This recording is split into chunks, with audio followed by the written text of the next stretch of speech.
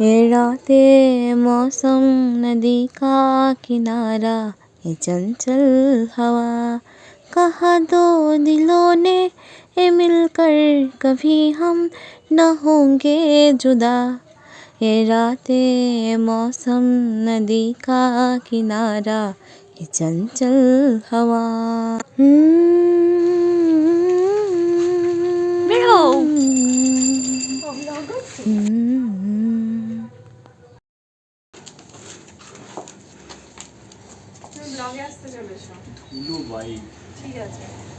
ও বাতাসে উড়ে যাবে।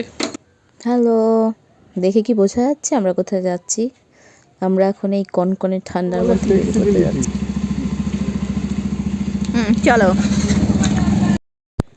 আসলে আজকে আমাদের বেরোনোর কোনো প্ল্যান ছিল না। আমরা এসেছিলাম রিপনদাদের বাড়িতে, আর ডুকুকেও নিয়ে এসেছিলাম। পরে 10টা নাগাদ ওকে বাড়ি দিয়ে এসেছি। ওরা এই বাড়ির মতো চলে যাবে, তাই ওদের সঙ্গে একবার দেখা করার ইচ্ছা ছিল, সেই মতো ওদের বাড়িতে দেখা করতে এসেছিলাম। আর যেহেতু ডুগুকে দিতে গেছিলাম, ঢোকার সময় মনে হলো যাই আমরা সবাই মিলে একটু গঙ্গার ধার থেকে ঘুরে আসি। সেই মতো ওদের বললাম, আর সবাই মিলে রাজি হয়ে গেলাম, চলো যাই গঙ্গার ধার দিয়েই ঘুরে আসা যাক। কারণ আমাদের আশেপাশে ঘোরার মতো অল্প সময়ের মধ্যে গঙ্গাই ভালো জায়গা, সেজন্য কিন্তু আমরা বেরিয়ে পড়েছি। আর যেটা বলছিলাম, প্রত্যেকবার ওরা এলে আমরা চেষ্টা করি একদিন দুদিন দেখা করার। এবার যেহেতু রিয়া এখানে অনেকদিন ছিল, তাই বেশ কবার দেখা হয়েছে। আর ওদের বাড়িতে তো কার্তিক পুজো হলো, অ্যানিভার্সারি ছিল, যেটা কিনা আমরা আসতে পারিনি। আর তার জন্যই ওদের চলে যাওয়ার আগে একবার দেখা করতে এলাম। আর এই দেখো আমাদের গঙ্গার পাড়, এখানে এত লাইট লাগিয়েছে যে খুব সুন্দর করে সাজানো। আমরা এখানে রাতেও দেখিয়েছি, কিন্তু যখনই আসি না কেন আমার এই জায়গাটা ভীষণ ভালো লাগে। এই অল্প সময়ের মধ্যে ঘোরার জায়গা বলতে আমরা এটাকেই বুঝি। এই পালঘাটটা এখন সুন্দর করেছে। আগের দিন আমি ওই ইসে গেছিলাম, মহালয়ের দিন গেছিলাম, পুরো হচ্ছে তোমার ইট দিয়ে সুন্দর করে দিয়েছে।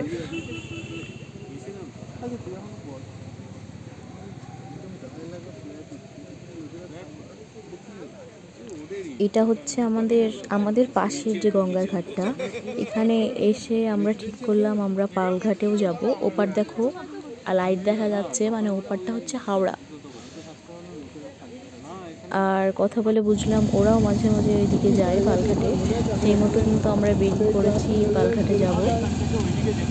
এই জায়গাটা এখন যেমন ফাঁকা, একটু রাত হয়েছে বলে সন্ধ্যার দিকে এখানে হাঁটাই যায় না, প্রচুর ভিড় হয়। আসলে এখানে পাটানগর বলো আশেপাশের জায়গা থেকে সবাই এখানে আড্ডা মারতে এখানেই আসে।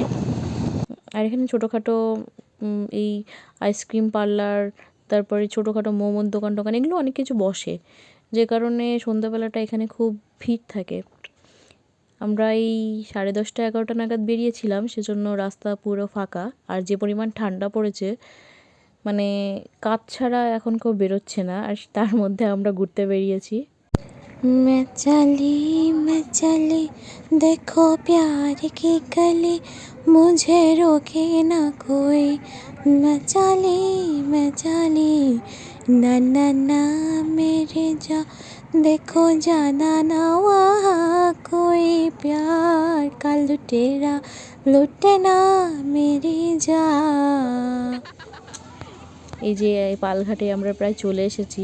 এই জায়গাগুলো আগে যেন কেমন ছিল, ভাঙা ভাঙা রাস্তাগুলো, তারপরে গাছপালা ছিল, একটু অন্ধকার অন্ধকার ছিল। যদিও এটা মহালয়ের আগে ঠিক করেছে, আমি মহালয়াতে এসেছি একবার। প্রথমবার যখন এখানে এসেছিলাম তখন একটু ভয় লেগেছিল, আসলে অন্ধকার অন্ধকার ছিল। আর রাতেই এসেছিলাম, আমার বড় রাতে নিয়ে এসেছিলো আমাকে দেখানোর জন্য। আর দেখো এখন কত পরিষ্কার আর কত লাইট, ওই যে দেখা যাচ্ছে সামনে।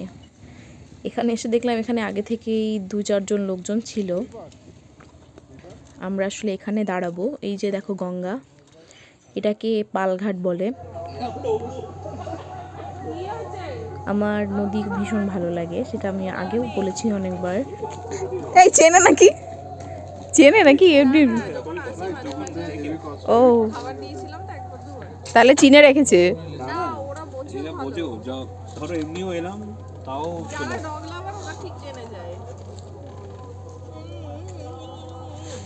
আমাকে একজন বলেছিল যে কুকুরদের কখনো চোখে চোখ রাখতে না, চাইছে না, খুব তাড়া করে।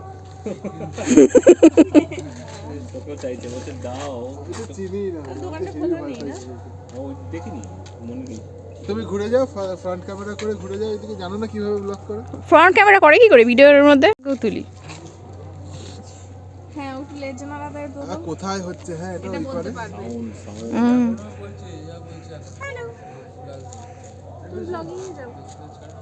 এ ভাই, তুই এরকম সেই গোলমালের মতো মিটিং চক্রবর্তী হয়ে যাবো আমি। জায়গা ছাড়ো। ঠান্ডা লাগে না কি? সারা কাঁধে কেটে দিই। এইখানটা আবার একটু গরম দেখেছো? ওই সাথে কোথায় একটা কোন ওই গঙ্গার ঘাটটাই বেশি ঠান্ডা। গুজরাটে না কোথাও একটা শুনলাম নাকি কুকুরগুলো রাত্রিবেলা এরকম কাঁদছিল। রিপনদা আসলে চাকরির সূত্রে দিল্লিতে থাকে, বিয়ের পর রিয়াও দিল্লিতে গিয়ে থাকে, কিন্তু যেহেতু ওদের সবে সবে বিয়ে হয়েছে, বছরখানেক হলো, তাই এখানে কিছুদিন ওখানে কিছুদিন করে থাকতে হয় রিয়াকে। সেসব নিয়েই আমরা আলোচনা করছিলাম।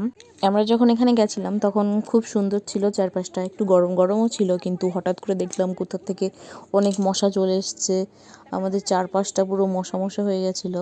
সেজন্য আমরা এখানে বেশিক্ষণ দাঁড়াবো না, আর তার মধ্যে আমরা কতগুলো মজা করে ভিডিও করছিলাম, ভিডিওগুলো তোমাদের সঙ্গে শেয়ার করছিলাম।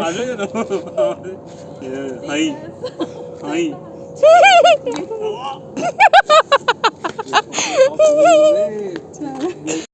চোখে চোখে কথা বলো, মুখে কিছু বলো না, মনে নিয়ে খেলা করো, এগিয়ে চলো না। তারপরে আমরা কিছু ছবি তুললাম, আমাদের ঘোরাঘুরি শেষ, এবার আমরা ফিরে যাব। আর এই ঠান্ডার মধ্যেও বাইকে ঘুরতে কিন্তু আমার বেশ ভালোই লাগে, আর বিশেষ করে ফাঁকা রাস্তায়। এখন ওদের বাড়িতে যাব, ওদের বাড়িতে খাওয়া দাওয়া করে তারপরে ফিরবো। এবারের মতো এই যেটুকু সময় ভালো কাটালাম আমরা, পরবর্তীতে যখন আবার ওরা আসবে তখন চেষ্টা করবো আবার ঘুরতে ফিরতে, অনেক আনন্দ করতে পারতে। সাইকেল চালাতাম মানে এবার অনেকদিন পরে আসবে শুনলাম। আসলে কাছাকাছি থাকলে যখন তখন বেরোনো যায়, কিন্তু অনেক দিন পর আসলে আসলে একটু কেমন যেন লাগে। আমার রিয়ার সঙ্গে ভালো একটা বন্ধুত্ব হয়ে গেছে, ও খুব হাসি খুশি আর সব কিছুতে একটু মজা করতে পছন্দ করে, যেমনটা কিনা আমি। তার জন্য ওর সঙ্গে আসলে আমার একটু ভালোই মেলে। তাছাড়া যখন এখানে থাকে না তখন আমাদের মোটামুটি মেসেজে কথা হয়, আর খোঁজখবর তো নেওয়া চলে। আজকে দেখো কি সুন্দর চাঁদ উঠেছে, আসলে দুদিন আগেই হয়তো পূর্ণিমা ছিল, সেজন্য চাঁদটাও ভীষণ ভালো লাগছিল। আর যত আমরা বাড়ির দিকে ঢুকছিলাম ঠিক মনে হচ্ছিল যেন টেম্পারেচার আরও 1 ডিগ্রি কমে গেল। এই দেখো আমরা বাঁশবাগানের মধ্যে দিয়ে যাচ্ছি, আশেপাশে 2-4 জন পিকনিক থাকলেও থাকতে পারে, আর কাছেই চলে এসেছি। এইভাবে আমাদের একটা ভালো সুন্দর সময় কাটলো, যেটা কিনা তোমাদের সঙ্গে আজকে শেয়ার করলাম। যদি ভালো লেগে থাকে তাহলে অবশ্যই আমাদের লাইক, কমেন্ট এবং শেয়ার করে দিও। এই দেখো চলে এসেছি, এখন গাড়ি ঢুকানোর পালা। আজকের ভিডিওটা এখানে শেষ করলাম, টাটা।